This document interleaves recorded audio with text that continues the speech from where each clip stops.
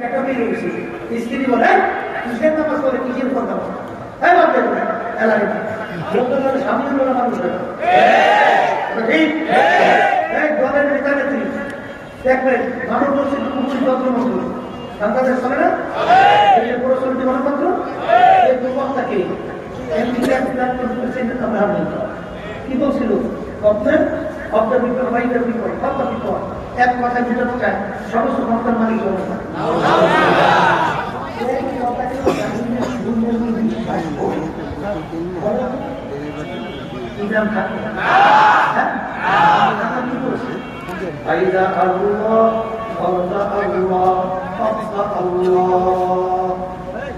সমস্ত ক্ষমতার মালিক একমাত্র আমার আল্লাহ। কথা বলে না